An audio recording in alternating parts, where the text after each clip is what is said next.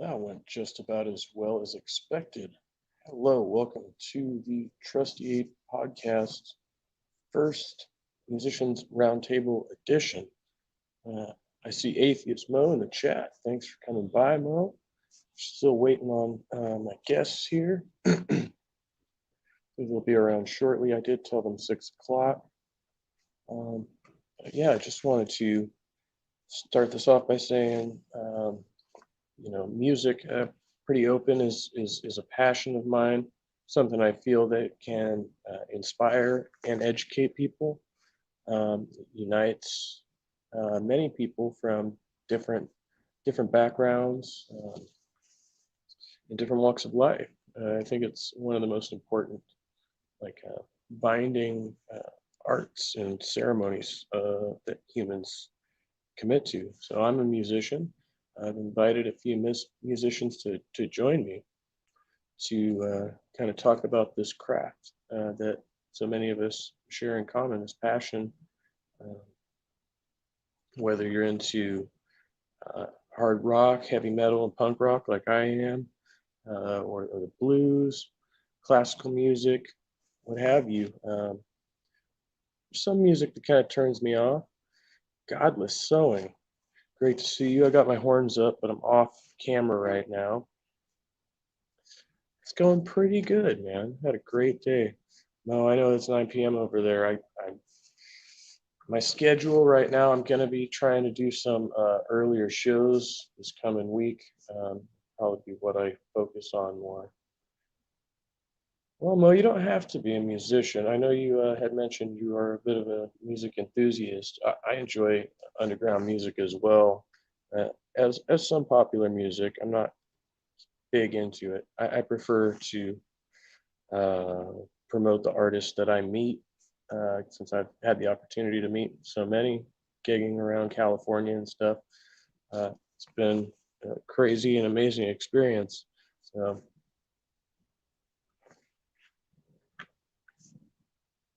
let's see if I should send a reminder to my guests. There's a lot going on tonight. It's a busy Sunday in the community at large. If you know, you know. If you don't, then it's fine. You don't have to be a part of the community I'm talking about to be a part of the music community. I've met many different people who uh, I share my musical taste with, and I don't share my other opinions with. So that's fine too.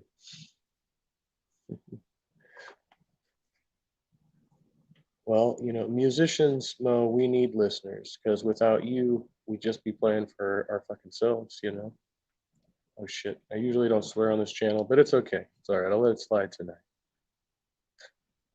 Um,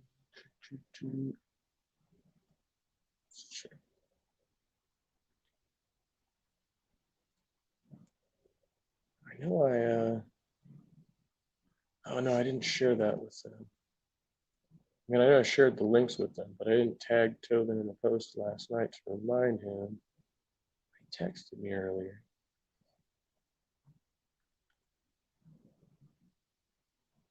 Yeah, so my scheduled people who confirmed with me tonight are Harmonica Man and Tobin Templeman, but I've invited several people over who said maybe, or have not yet responded. Or if not, I'll just babble on about music. Usually this is not a solo show, but hey, you got to make do with what you're doing, right? So that said, we released a new track today. My other project, Calicide, where I play guitar and backup vocals. Um, the link for that is the first link in the description down below. You can find Tobin and Harmonica's Man's channels down there, as well as some other cool stuff. But yeah, we're releasing these. If you subscribe over there, we have recorded tracks. And then if you go to our Calluside Facebook page, that's Calluseyed, Calluside, like a callus on your finger, but in your eye. And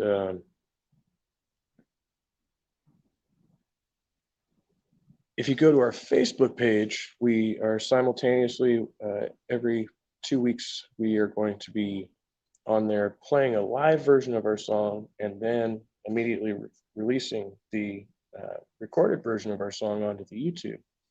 So it's kind of a different angle we're going at with the release of this. So having a lot of fun doing that, and still writing new music in the process. So that's what I was doing this morning.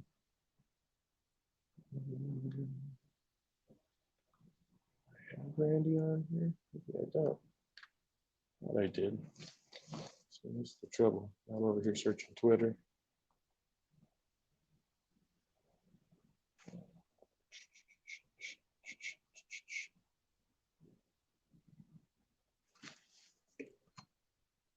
Harmonica Man. I also play harmonica a bit, but I'm very amateur. I'm not as good as Harmonica Man. I don't have him on here. I only have him in my email. Over there.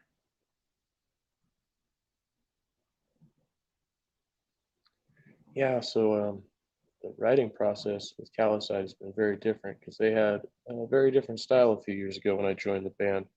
We've had to work a lot on like new variations on our riffs and harmonies.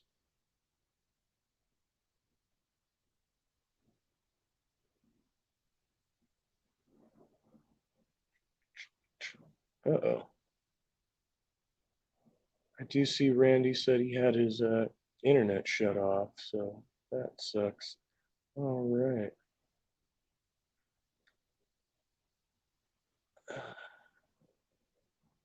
Hopefully he is able to get that taken care of soon. It's always a bummer. I actually exhausted my data plan, even though it's an unlimited data plan. I exhausted my high-speed data last week, and so I've been having some troubles with doing this thing. Right now, I'm on the work Wi-Fi, breaking the rules again, which I've been trying not to do as much, but we get by. So yeah, I guess they downgraded me from 4G to 3G or some such crap.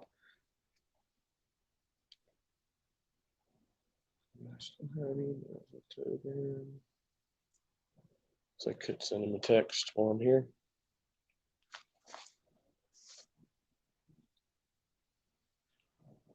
Oh, let's see who's texting me.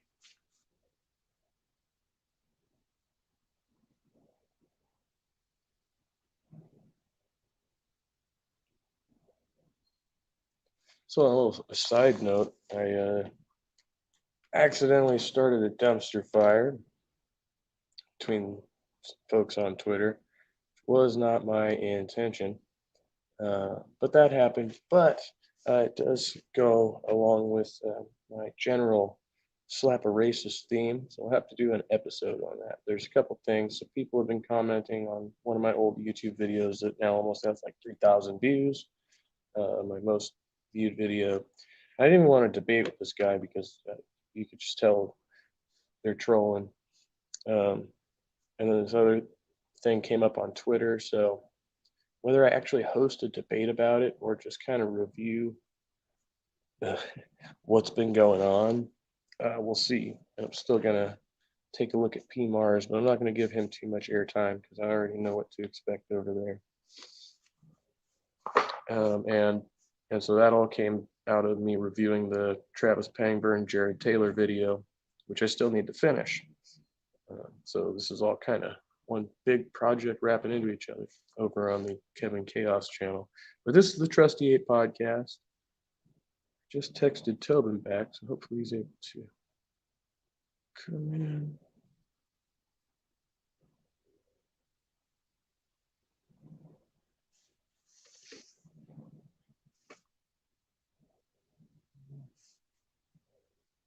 Where?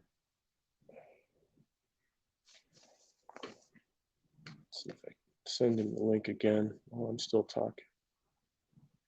I don't know what it is with this share file feature on YouTube. Seems like it should be really convenient, but then every time I try to share a file, it sounds like shit from my end. I don't know what you guys are hearing, but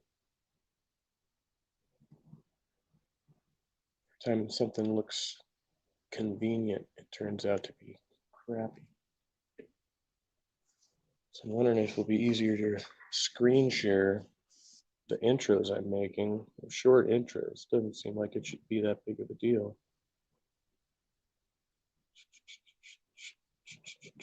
Where is it?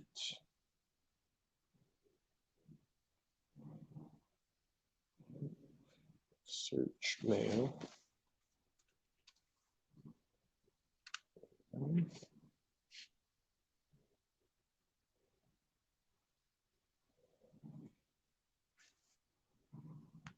Randy, appreciate you stopping in, man. Yeah, we were talking about your playing skills earlier. It's a shame that you aren't able to be here, but you're definitely welcome by anytime once you get your internet dealt with and stuff, man.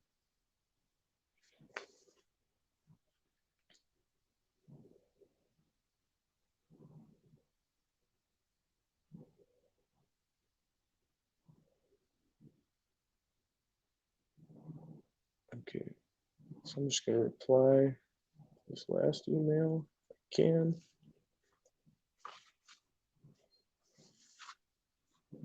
I don't see anybody hopping into the stream yet, so he may have lost the link.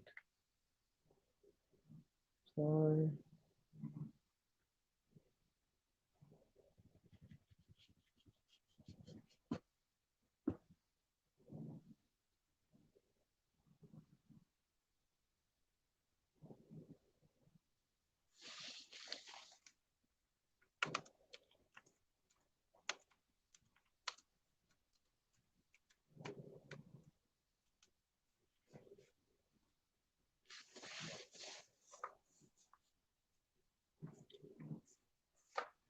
Yeah, I'm interested in learning about all types of musicians. I've mentioned before I'd like to get, especially people who have done anything like in studio, touring and gigging musicians. Just some of the stories that come out of that, some of the things that I've experienced just out on the road, as it were. We haven't gone any big like national tours, but we've gone as far as LA and played the Whiskey a Go Go. That was a fun experience, but it wasn't among the best. It was more just a prestige move, just to have that under your belt. But I'll be honest, we did not have a lot of fans out in LA, so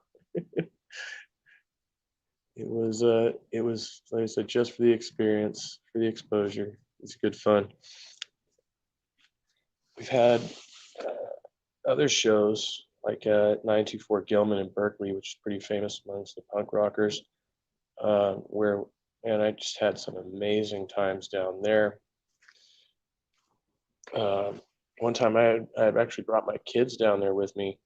My daughter was, I guess, 3 at the time, and my son was a newborn, and the kids had a mosh pit going, a bunch of teenagers out there, and he saw my daughter out in the crowd and said, "Hey, everybody, calm down. There's kids in the joint," and they all got down on their knees and started baby moshing with my daughter. It was just the most adorable thing. I wish I had video of that. Yes, godless sewing. LA is kind of nuts, even by my standards. And I mean, Bay Area isn't a whole lot better, but they both have their peculiarities. I have Tobin in the back room. Hey, buddy, how you doing tonight? I'm doing well. How about yourself?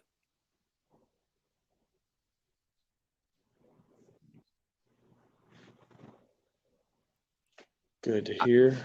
Let's see if I switch over here. It's always a device issue. I'm playing with new hardware myself.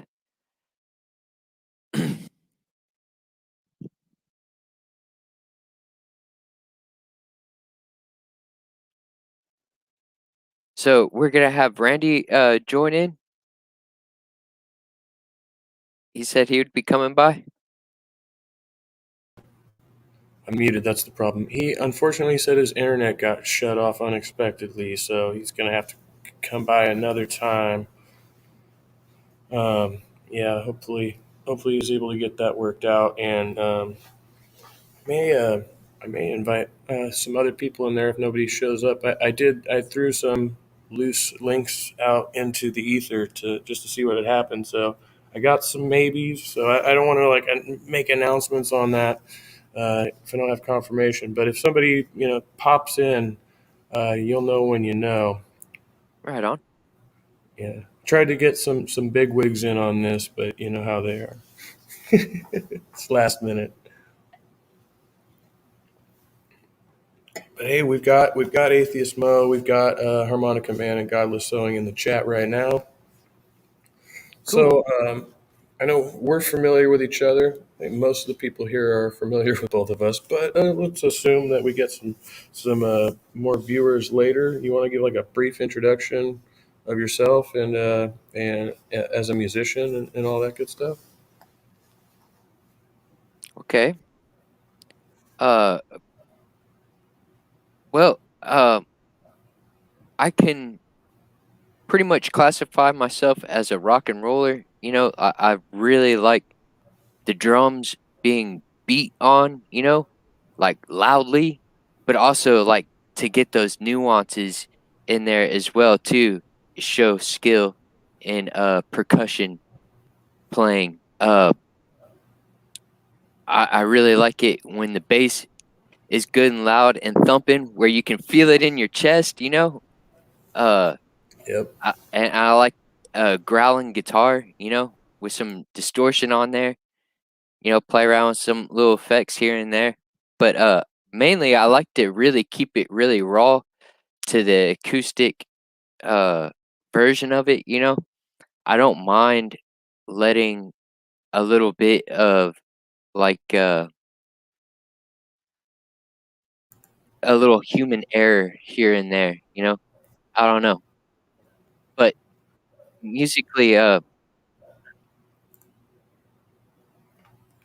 just grew up playing, and I grew up at like junior high. We all played punk rock music. It didn't matter what you played, you just hit it as fast and as hard as you could. And I don't know, it kind of grew from there. Awesome. If I can ask, what area or like region did you grow up in? I grew up on the Bay of Texas in a little town called Seabrook. All right.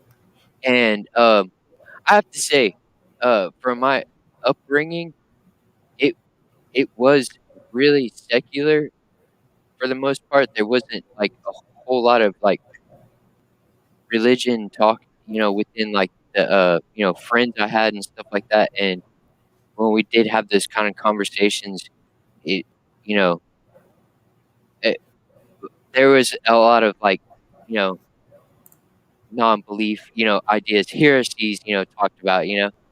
Uh, and also I grew up in a very diverse area, from Vietnamese, uh, all kinds of cultures, Hispanic community. Like there was it was very mixed there. I think it's still that way there. Um, As far as the musical influence, though, were there a lot of punk rockers where you grew up there in Texas? oh yeah, Fringe oh group? yeah, oh yeah. Punk rock was very influential there. That kids, or I wouldn't say influential, but it was very prevalent, and there was a lot of us that liked it. Yeah, metal and all that. That was like Slayer. You know, came onto the scene screaming and fucking getting after it. Is all that good stuff, that thrash metal and stuff like that. Yeah, yeah, we got into that. Got you. Yeah, I found it weird because like I first started getting into punk when I grew up kind of around the Bay Area in California, and then um, when I was 10 years old, we moved up to a little rural community up far north called Reading. And once I got there, there were a few punks, but they were assholes, to be quite frank, and they weren't like the punks that I knew from where I came from, and so I never really got in with that clique. But I was still into the music, but it was just a whole different vibe, like amongst those guys. And but most of the guys that were up there that were my age were really into thrash metal and stuff, which I wasn't at that time. But again, it's a different culture being in that kind of community versus like a really urban community like where I come from. So Right on. yeah, so I was wondering about that though because I have heard. I mean, there's some pretty big punk bands out of Texas, so obviously there's enough of the scene there. Um, so would you say are like your main musical influences? Like, I mean, just like specific bands or anything like that? You There are two bands that are a huge influence on me, and that is Tool and Primus. The Primus, like on my 16th birthday. Oh no, it was my 18th birthday. I ended up my grandmother, great grandmother, needed someone to stay with her, so I really spent my birthday with her. It was cool. I enjoyed hanging out with her. She would tell me stories of like really early times, and they got down too. Uh, but I popped on. I got Sailing the Seas of Cheese, and was smoking a blunt, and then went and laid down, and just listening to that, it made me laugh. I was giggling to myself. Their music has just got this humorous vibe to it, and they challenge themselves like they fucking that. I don't know. I really like their style. Yeah, that record is phenomenal, and Les Claypool as a songwriter, as a bass player, is just amazing in his own right. Like everything he does, uh, everything he touches is great. So just wanted to put this up real quick. Butthole See, Surfers, oh you yeah, know, I said those two bands, but my how much I'm very diverse in the music that I like. There's so many I could sit here and name off for probably hours. yeah, I hear you. It's the same with me. It's like so hard to pick like your top favorite records after a certain point. Um, So on that note, like I've noticed some of the stuff you've been posting recently on your channel is kind of a little more bluesy, a little more folky. Though, is that like something you've been getting into more recently? Yeah, well, it's just the way it kind of comes out whenever I'm playing on the acoustic, like cuz I can take that song and then flip it. If you give cuz I'm playing those songs with that's with my bare hand. I put a pick in my hand and put an electric in my hand. It's the song is going to change in that aspect. The way I'll pick it and strum it. Um it really kind of depends on the instrument I'm playing on. But um the blues and the jazz was a big influence to me. I did begin with going to college to be to do music, and I only made it through one semester, but jazz, that's where my instructor, you know, started me at, like Autumn Leaves and, learning those kind of chord progressions and stuff like that. Yeah, so jazz definitely and whenever I started listening to jazz and bluegrass, like where they got the mandolins and all the banjos, and I've seen some people there tearing it up, man. Like like getting after it. That that's what I really enjoy about music. I like all the different styles that you can do, play with. Yeah, I like some of all styles, and I don't want to knock anything particular, but I have my issues with a lot of country and a lot of other music. Usually, it's like the popular music, but like the cliche, like uh, my truck's broken down, I'm gonna go get a beer, this type of like I don't know nonsense. But it's just like any of the other popular music out there, it's like The popular music is just this soft serve, and you know what? They follow the same standard. And it's getting hard for me to tell like a country song from a pop song and a pop song from a country song and it goes even into like some of the rock the rock pop music that comes out. They're just it's just this copy paste kind of thing. I don't yeah. know. I think there was like a metal band that did a Garth Brooks song not so long ago. Like, what is this? It just didn't make sense to me. No. Yeah. Um Oh, shh. there's a lot of good there's a lot of good music out there. I just like it whenever people are like really enjoying it, when they're actually performing it and they're really into it. And also, I do take in consideration the message that the artist is, trying to paint a picture of with their music. Yeah, yeah. And I think even pop artists, probably, or most of them are trying to convey a message. It's just, whether or not we maybe agree with that message. I want to point to Harmonica Man's comment. I'm not entirely sure if you're being serious, but I no, apologize. I had to get drunk out of the house. get a drunk. Now there's only one. Yeah, usually I'm just trying to get the drunk in my house to go to his room. Uh, that's just me. I don't, but I can't really kick him out because he kind of owns the place. So,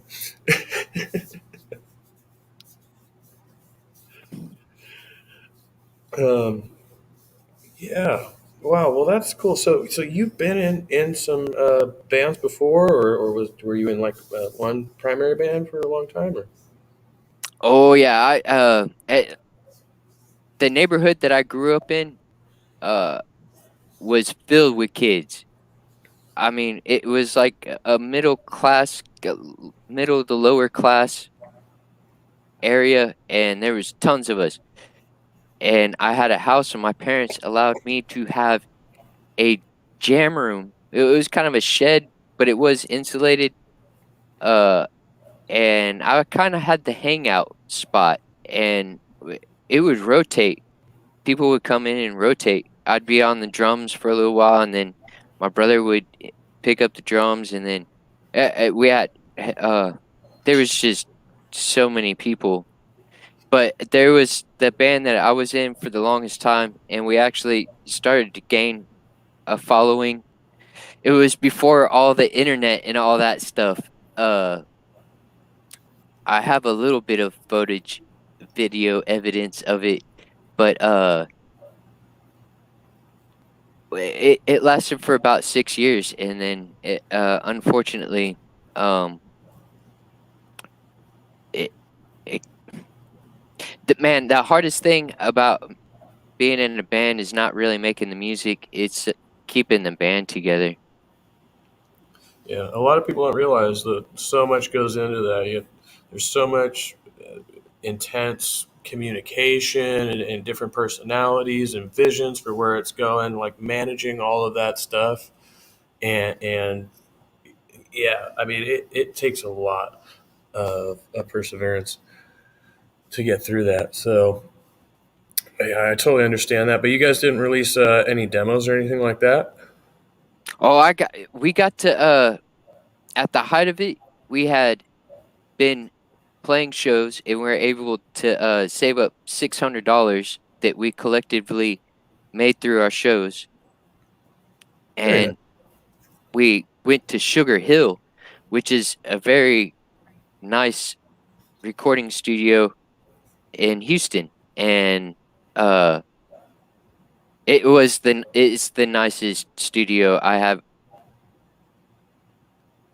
Yeah, even compared to San Jacinto College studio, which is pretty damn nice too. It it was awesome. It was a great experience. I do have those tracks still. I do. What did you guys call yourselves? Ironically, we called ourselves Simple Reality. All right. And things did not turn out so fucking simple. No, they seldom do. But even though that band kind of deteriorated, I still kind of kept uh within the ideas that my brother and my other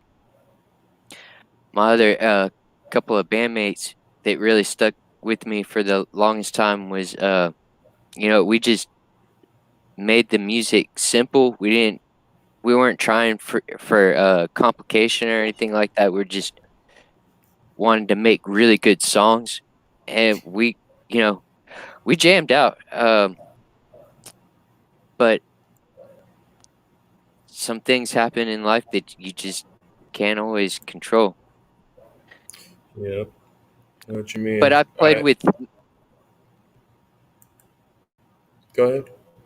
I, I've tried since to start a band again, and it just like moving around so much kind of messed with me really being reliable in bands. There was a period of time. There was a 10-year stretch of time where every year I moved once, at least once in that year. And that's over with now. I actually have somewhere where um it's mine. It is it's owned. The state could come and take it from me, but I pay my taxes and stuff like that. I'm a law-abiding citizen. But um Yeah, you should be all right. but I it it got to the point, and then I started my wife, she liked playing, and I did show her stuff, as we're you know going along, and then it was maybe like a year and a half or 2 years ago. Then I was like, dude, why didn't we just start a fucking band? And then we started making music together, and That's it.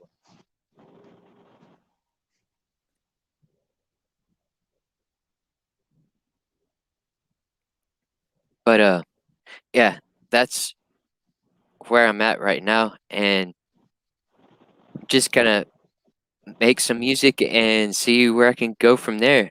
And hopefully the other components can come together, and I can get back on the road. Like, I really want to get out and play shows again. I really miss playing shows. That was so much fun. Uh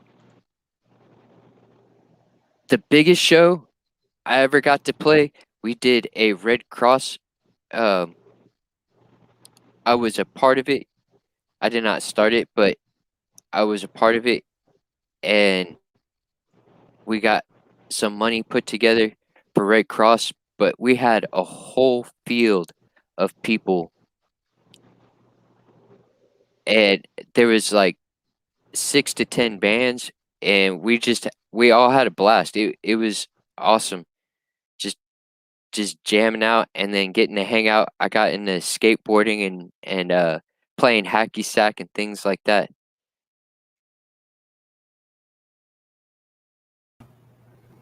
Are you coming back? I was wondering.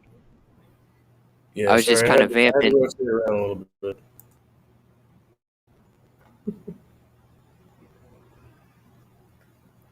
I did but throw the yeah, link up in the description if anybody wants to come in and ask any questions or throw in their inputs. Since this was supposed to be a round table, I guess. It's two of us, so it's like across the table now. I don't know.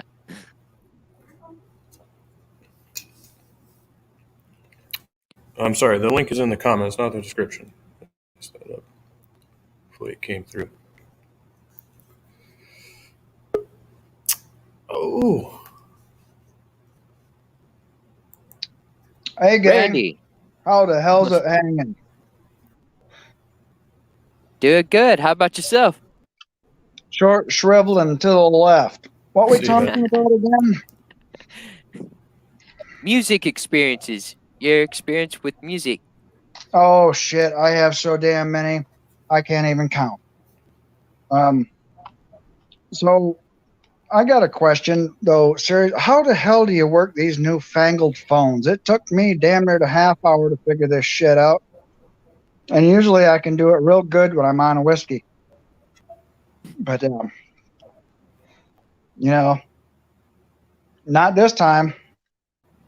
It takes some science and shit to learn how to do a telephone.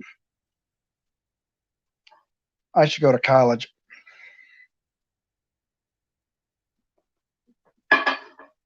So, what do you want to know about old bald fart here?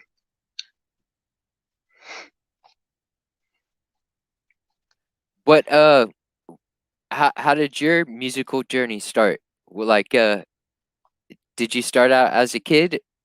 Yeah, actually, when I was 5 years old, I had an uncle that was stationed in Alaska in the Army. And he came to Kalkaska, Michigan, which is in northern Michigan, just a little bit east of the Pinky area. Um, and he pulled his trailer and his wife and two daughters up on the front lawn. Well, actually, the back lawn. And we was goofing around in the backyard, and he wanted to play Milk the Mouse because he thought he was a funny fucker, but he was very abusive. And he broke both of my pinkies. See if I can get the camera on there. You know how you do the Milk the Mouse? You squeeze your finger like that. Well, he broke both of my damn pinkies. So I kicked him in the shin and called him a son of a bitch. And, I was only 5. He felt real bad. So he gave me a great big old coyote lock blade knife and a harmonica. Then he showed me how to play it a little bit. So that lasted a few years with the same old damn harmonica. And I was playing a lot of Irish songs and church songs and stuff like that because my parents were uber religious. Then it just come up missing one day. I don't know if it was me or my parents just like, hey, let's get rid of this. Because you know how it is, the noisemakers and shit. Like, he's in school now. Let's get rid of half of shit. He won't remember. But yeah, I was playing at school and recess and everything else. And then basically that went away until I was, I got another one when I was about 10 or 11. And then my dad decided to take me to the bars and playing in country bands and stuff like that. And I was just doing the basic chords and all the root beer and pretzels I could ever eat. Holy moly, I was a root beer drinking son of a bitch when I was about 11, playing in the bars, waiting for dad to get drunk and then we can go home. Mom didn't like it too much. We got my ass beat a lot for that, but I don't give a shit. I had my fill of root beer. Right? Got mine. But then, life happens and, you got to work and all that stuff. And I was basically abandoned when I was 14 years old. So I was out on my own, and studying survival stuff and working in factories, lying about my age, all that stuff. So I was pretty much just doing my own thing. And it wasn't until my late teens and early 20s I picked up a harmonica again because all my friends that I was partying with played guitar. They were all doing the same thing, but they all had different genres and different ways of playing. Excuse me. Goodness gracious. So around the campfire, they were all singing and playing and they were doing chord playing and everything. It's like, man, I can't do this. I can't get this guitar thing down pat. For some odd reason, it's just not striking me in my head. And I thought I got to do something different than what everybody else is doing, anyways. They're all hogging the limelight. So I'm like, hey, shit, I can play harmonica. So then I listened to tapes and CDs on the way to work, and I'd play and try to imitate everybody. And it wasn't until that I can really start playing, and I was late going in the Army. I was 27 going in, and some old blues players in the Chitlin circuit in the South showed me what to do. And it really opened my eyes on how to play blues and rock and roll harmonica. And it was kind of like the opposite of what I was actually doing. And then I was playing, second, third, and fourth positions and things like that. And I didn't even know what the hell those things were before. But then I got into a band, called the North Carolina Heaters, and went to the contest, that's in Memphis for the blues thing to see who's the world's best blues band. Did that, and we got second place. But I was just, kind of a student of the main harmonica player, and he's taught me how to start off doing stuff like that. Then I started playing open mic nights and crap like that, when I was in the Army, and I was practicing, on the weekends and just doing all that stuff, just that's all I did. I had the self-discipline. That's all I did. When I wasn't doing the Army thing, I was doing harmonica and shining everybody else's boots for extra money so I can buy a goddamn harmonica. And, and so that's how my mind was set. So after that, I got out of the Army and I toured behind Quiet Riot for about a year. And, and then I played with behind Clapton, B.B. King, Johnny Lang, Robin Ford. And then I started working in a House of Blues in Chicago for a couple months, got mugged, and then I played with Dan Aykroyd and Jim Belushi, Big Men, Big Trouble. Whoa. Got CDs. We had a harmonica triple, like a showdown kind of thing. And is what they did. They heard me playing. I was ahead in my pickup truck and a harmonica case behind the seat. That's all I had left. And so I was playing the blues in the alley before I had to go to work, and it was like my last paycheck or whatever before they was going to shut down for the summer anyway. So Dan come down there and he's like, "Hey kid, you wanna have a little bit of fun tonight?" And I'm like, "What do you got in mind?" And he's like, "Well, you don't play half bad harmonica. You want to get up and have some fun with it?" I'm like, "Try to stop me." That's like a dream come true. So I played in the House of Blues and we rocked it out and shit. And we, every one of us was bending and breaking freaking reeds and stuff, and the crowd was just going crazy. And I made $2,000 that night. So I'm like, okay, I'm headed straight home for Michigan and see what I can do to get established back at home, because that's where where everything is. So I come back up to northern Michigan, try to get myself established again. And then there's hardly any music here, but there's an awful lot of open mic nights and stuff like that. So I did that stuff, and I was no longer on the road until I went to Wyoming, and I started a band out there. And these poor guys, they'd never been on stage. They're stage virgins, and they were really hard to train. But I kept them in the basement for a full year before I even let them out. And then kind of like the Eddie and the Cruisers attitude. We're not going to do it yet until you're ready. And you're not ready because you're not feeling music. And that's kind of how it was. These guys just thought it was a hobby, and and I kind of drill sergeant their ass around. And I finally got them to where they were a little bit serious about wanting to go out and get some gigs. So we did one open mic night, and then after that, we qualified for opening up for Great White. And we opened up for them at a great big old rodeo out there in Casper, Wyoming. And I went back and had a beer with the guys. It was Great White. And they wanted to know if I had the right harmonica and shit. And it's like, it doesn't matter. I'll play it. I'll just play it in a different position. it's the same keys and shit. I can just, let me listen to the song once so I can get a handle on what the harmonica it sounds like in your songs. Like, no, no, no, no, no, we're not going to do that. We just wanted to, know if you had the key. We'll just skip the whole song altogether. I'm like, okay, fine. Um, so we had a beer and I told a few dirty jokes like I always do.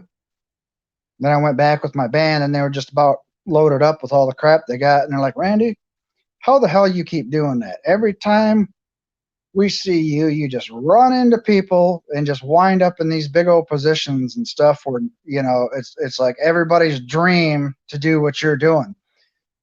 And it's like, oh, that's easy. Once you get rid of the fear, you're limitless. And I've pretty much been limitless ever since. It's just I don't have any gigs right now. Yeah. That's Yeah. See, I awesome. I can do mean, it that with sounds like my you had drums. some pretty I can get amazing out. experiences already. I'm sorry, two of you were speaking.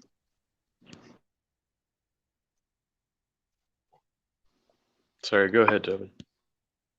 I can get out there with my drums and do open mic nights. I've been all over Galveston, Houston, and just there's Mm-hmm. these little hole in wall bars and places, and they have the open mic nights. Go in there and yeah, jam out. It it is pretty cool. Ever been up on the northern side by the Red River Valley? There's a massage parlor up there, and the lady that's running it's got a hole in her neck from smoking. Her name is Gladys, and her ladies don't take food stamps, but they do take cash. Just info for the future. Right on. That's something there. We got Atheist Mo's becoming a fan. Thinks you're interesting, and thinks he might be in your area. I'm not sure. I don't know. There's a lot of people in my area. Too many of them. Hear traffic go by all the time. I can't find a nice place in the woods to take a nap without somebody driving down the highway. And you know how it is. You can hear people a mile away. It's just pretty damn Oh annoying. yeah. One of these days I'm just going to go out in the woods and get myself lost. I might be a 411 case, but I'm going to take a harmonica with me. I'll die with one in my lip. I don't give a shit. That would be interesting. Like you'd be like some mythical, guy who, if you like listen real close when you're out in the middle of the woods, you'll hear the harmonica off in the distance. like a Boy Scout around the campfire story. Right. Yep. Yeah, on quiet nights you can hear a harmonica in the distance. That was the lost asshole.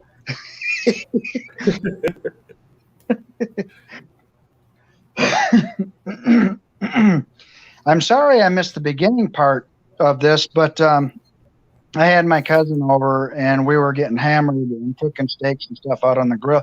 Shit, it was 60 degrees here today in northern Michigan. And here we are out here in our t-shirts sweating our asses off because we're used to it being like 22 degrees and stuff. So we're like, Damn. oh, Yeah. let's get the grill out, get some booze, and Yeah. let's have some good food and get hammered. I'm like, yeah, all right. I've got to twist my arm that hard. So he's a guitar player. I might have him in a band here pretty soon too, but I got to train him a little bit. You know how it is with newer and this is a question for you guys that know that are experienced. You get like guitar players and they try to dazzle the shit out of you with their fast playing and all that stuff, but they just can't keep a rhythm. And all as you want is somebody to keep a rhythm. And they want to show off so damn bad that they screw the song up. You ever run into that problem? Oh Yes, yeah. I've encountered that. I get into recording too. I'm making very simple recordings right now, just hooking up the computer and playing on it. But I do own recording equipment, and I've tried to get people who are not necessarily even in my band, they'll try to lay their track down, and there's a like a nervousness, kind of an anxiety, I guess people have, whenever it comes to like, first like getting to know somebody, like they're not it takes a little bit of time to, feel people out. Yeah, Yeah, I've it noticed does. in my experience, especially like when the mic is hot, when you're in the studio, every musician I played with usually has this problem at some point where everybody's just so much anticipation and angst, and then you go to record and the song's played like twice as fast as it normally would be, but everybody's doing it, It's like, Yeah, that's another thing too.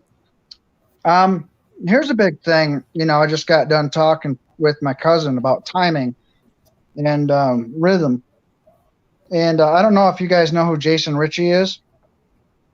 He's like right now no. the number 2 harmonica player on the planet, and he's my teacher. And he wants to give me lessons for free just because he knows my style and everything. And he's just nice. He's like, okay, you're a disabled person. I'd rather give you lessons for free than some rich asshole who's not even going to pay attention and actually have the self discipline to do it. I'm like, wow, that's pretty cool. But I want to pay him $75 a lesson. That's like an hour because he's the top and right there on the top of the world, and he deserves the money that he gets. He's not no bullshitter. Well, I mean, he is, but it's all in theory that he teaches. But we were talking about timing and rhythm.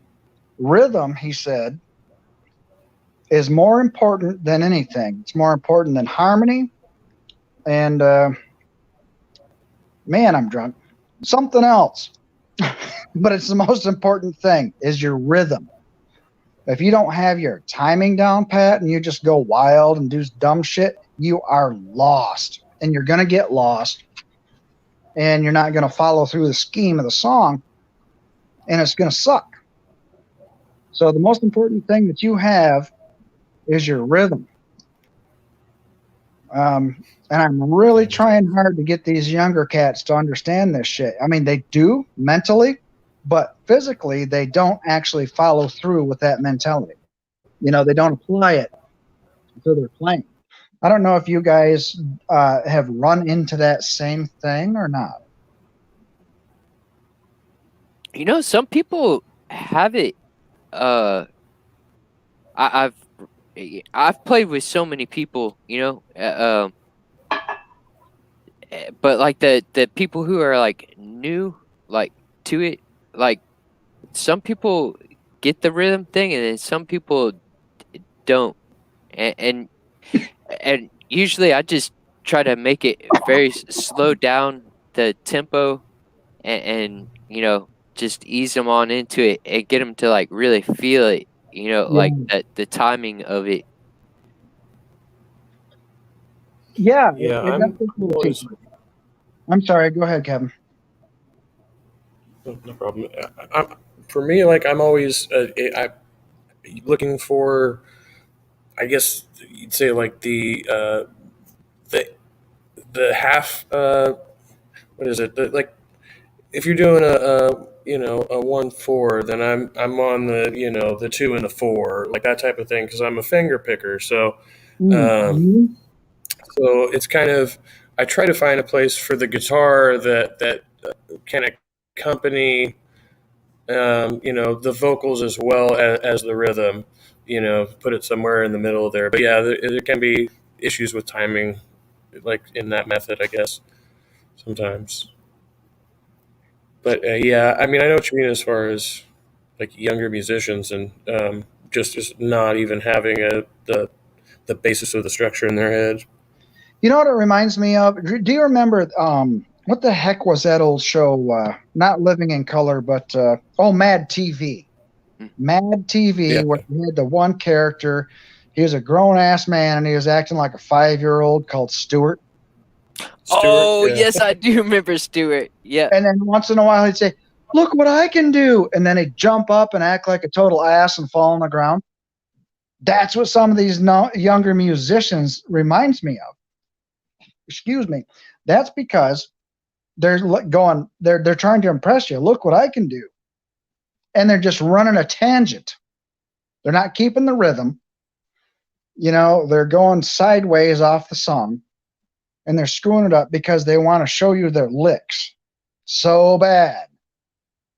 So they can get some attention. That's all it is attention getter. So they remind me of a kid named Stuart in grown ass man form, jumping around trying to get attention. Look what I can do. Yeah, One the thing that the really last bothers group. me in heavy metal, and a lot of really seasoned musicians are guilty of this, is not knowing when to wrap up the guitar solo. It's just Oh like, yeah, man. yeah. Yeah, 45 the minutes last band. later, you come back, you got a pizza in your hand, a bottle of wine, and then a couple of women, and you're like, "Hey, you still doing that solo?" Oh yeah. I know. I got a lot of friends in metal bands too. Yeah, the last band that I tried to hang out with, it was way too competitive. Like, and to me, that was totally against like how it was for me. Like, like to me, it's not a competition. It's more fun when everyone gets to play. Like, Yeah, I don't know. That's that's I that's agree. me. I don't know. That's Hey, if you want to hear a slower band with older blues, a real blues man, look for Magic Slim. Now his band is tight. They're not the fastest around or anything, but the timing and the rhythm that they have, I mean, they are like one of the top on the planet. You're never going to find much better than that so far as timing goes. And Magic just Slim. Magic Slim. They are right on key. And he's missing a few teeth, but it doesn't matter. It makes him whiffle real fine.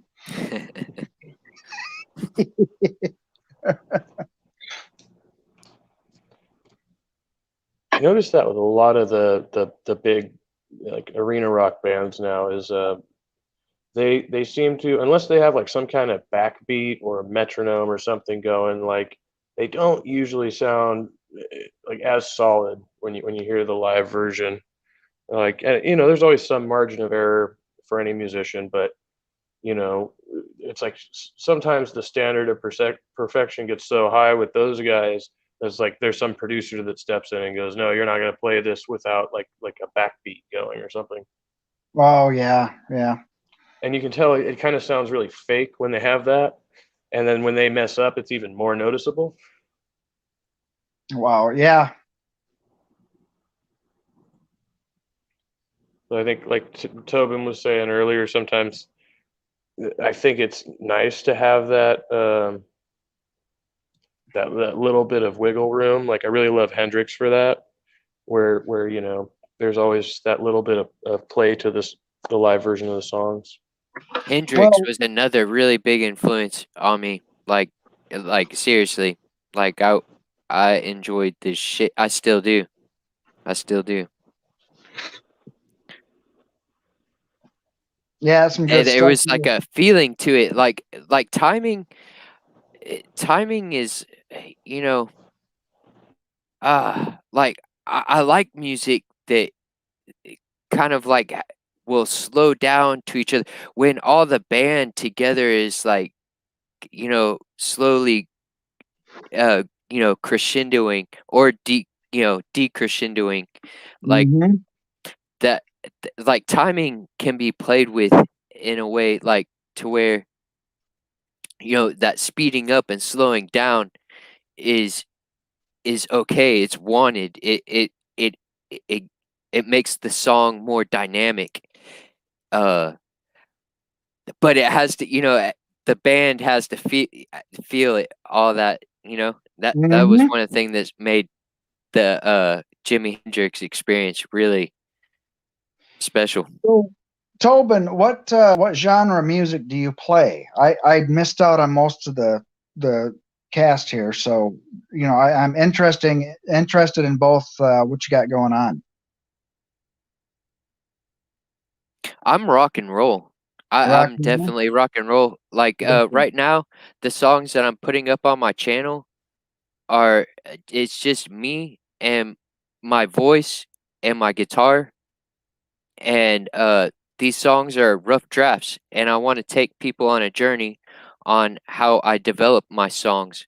Like Hmm. I create the lyrics first, and then uh I have a way that I made a formula that I make my songs, that how I choose my chord progressions, and I'm just gonna take everybody on a little adventure, any of those who follow, and add the other Excuse me. components into it, like add the bass and then add in the drums, and make it a full like rocked out, Dang version. it.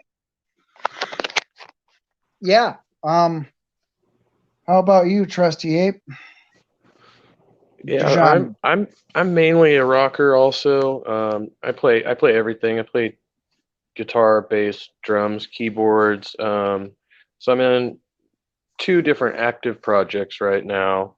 We're both recording kind of two very different things. One's like a hard rock space odyssey type of thing. That's the Trusty Apes, and the Oh, other cool. is more of like a concept album. Basically, it's the first album. I joined a band that I listened to when I was younger. I met them when I was a teenager, and then a few years ago, I joined up with them. So now, uh, collectively, they've been going for 20 years, and this is the first album we put out in as with our new lineup. So it's been over 5 years. So it's just trying to like reinvent the music, make like a whole new sound out of it. But other than that, I've done a lot of solo work. You can kind of find me around YouTube and SoundCloud. I've done blues pieces, solo classical guitar pieces, and stuff like that. So try to keep a lot of variety. Yeah, that's very important. And listening to a lot of variety too. There's a 2-1 formula too. Listen twice, play once. Right. So you listen to certain grooves or whatever, and then you play to it once. And that's, just the educational portion of it. I myself don't have any songs out. I've got about a dozen or so written in my songbook. I'm mainly a blues guy, but I'm a hard blues guy, and I play some pretty rockin' shit. It was man, it was days ago. You had put out a video. I'm not sure if I was watching you live, but I was listening to you, and I was strumming along on my guitar to the video. The first song that you were doing, I caught on to it real quick. The guitar, I'm a little bit slower, finding which scale I'm supposed to be playing with, but I do eventually find them, and I'll sit there and jam. Yeah, that's Oh, one that's reason cool. why I'm interested in your channel. That's gonna be fun. I'm going to be visiting your channel. Well, boy, I sure appreciate it. And I'll be visiting yours too, because I'm interested in differences, and especially with new creators.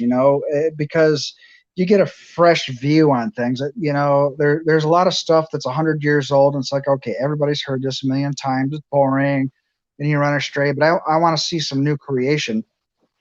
Um, and who knows, might be able to come up with something together one of these days.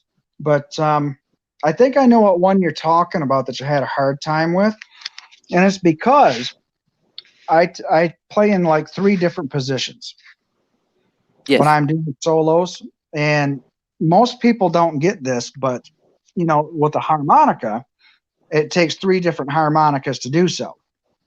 You can run up and down the whole thing and do scales and everything, but they're, you know, like I got an A harp, and it's going to be first position blow. and then and there's a little bit of bluesy note, and then you get A in second position on a D harp. So then you start off with a second whole draw.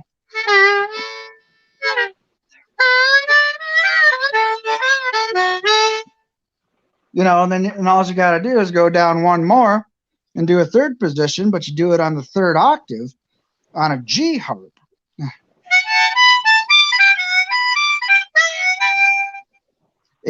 But the thing of it is, it's opposite. You're doing a blow instead of a draw because the third octave is kind of upside down. So it's super hard to get this in. And I try to get all these different positions because there's 12 positions, on harmonica, but I need to learn other positions first. I have charts and everything else, to give people, but it's just something that I'm not comfortable playing with. Just first, second, and third position is just fine. You don't have to be too articulate. You don't have to be a classical player or anything like that. If you just want to go out there and rock, you just got to feel the damn music. That's all there is to it. Yep. That's awesome. Well, I guess we're running a little over an hour. And Randy, are you still putting on the Shine Off at some point on your channel? Is that happening or? I don't know. I'm really having a hard time getting information to see, how much it's going to be for Diana's portion, and I don't want it to be intervening with her. If she's got like state health care and stuff like that. For some odd reason, they say, okay, this is how much you're qualified for, and then you come up with the other money somehow through charity or whatever, and then they turn around and say, oh, you're making money, huh? So we're going to disqualify you now. So you wind up hurting the person more than you help them in the long run, even though everybody's trying to help them. I mean, be alive. It's all about money. The human existence is meaningless, according to our government and the rich ass wipes who make the rules for us to, either pay them or die.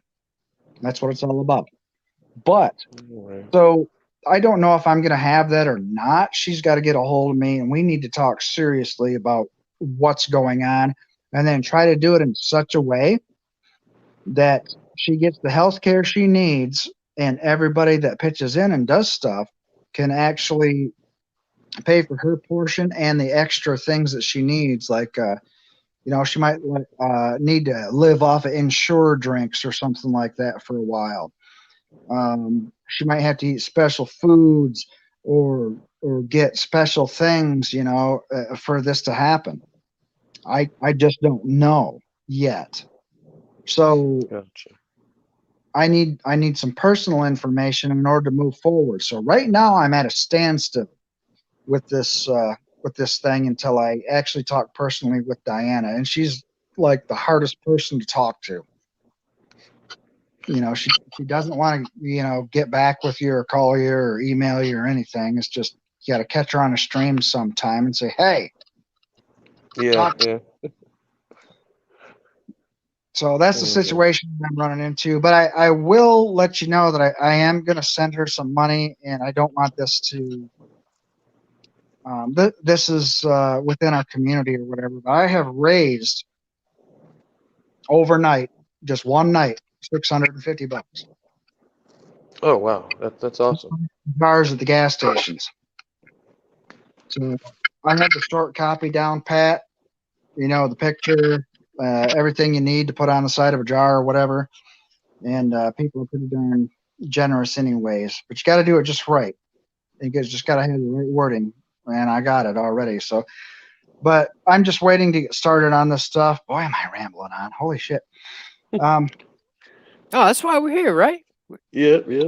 But I'm really trying hard to think about what can I actually do? And I need other people to contact me, randallmagley@gmail.com, um, and see what solutions that we can come up with to get this damn thing done. See how much it's going to cost just to get, because she hasn't gotten started yet. I have no idea why.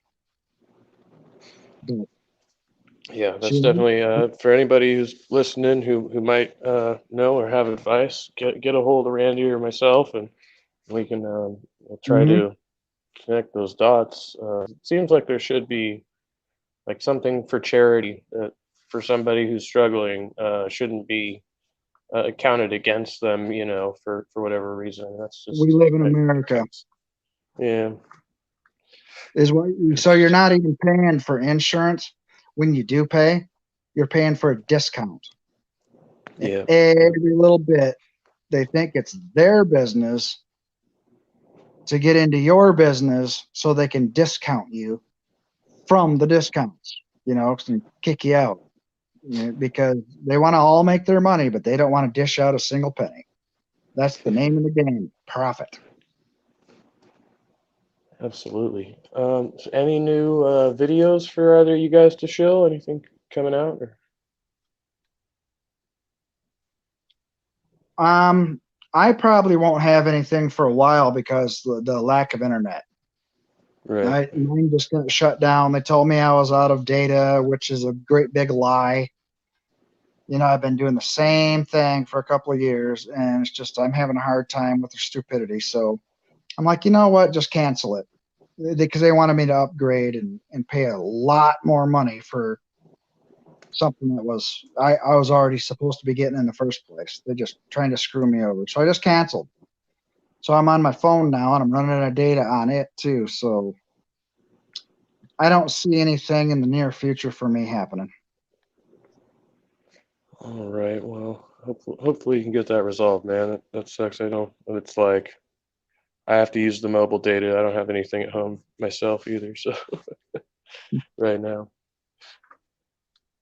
And Tobin, you got anything coming up on your channel? I just put out a new song that I call Accountable. Accountable. Uh, I just put it out last night. I really enjoyed playing it, and uh, I'm going to be putting out another one every week until I basically have published all of the songs that are going to be in this group called Truth Claims. This bundle of songs. Hmm, But yeah, please check me out. I Yeah, will have very to. cool. Links for both those channels down below. I want to say thank you to the chat, Godless Sewing, Atheist Mo, anybody who comes by later to watch this. Hopefully, we'll get some enjoyment out of it, and maybe we can do some more of these. Um, it's been a pleasure, you guys. I'm going to end the stream off with that. I'll see you backstage. Thanks for listening, everybody. Good night.